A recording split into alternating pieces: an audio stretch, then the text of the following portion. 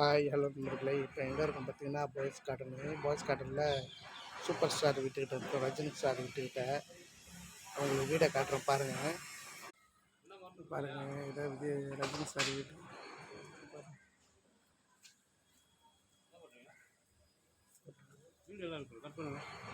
நம்ம super star வீட்டை காமிச்சிட்டேன். இப்போ அடுத்தது முன்னாள் முதலமைச்சர் ஜெயலலிதா அம்மா வீட்டை உங்களுக்கு காட்டுறேன் பாருங்கள். இப்போது இது வந்து ஆஃபீஸு. வீட்டை காட்டுறேன் பாருங்கள். இப்போது பாருங்கள், இதை என்ட்ரன்ஸு, ஜெயலலிதா அம்மா கிட்ட என்ட்ரன்ஸு பாருங்கள்.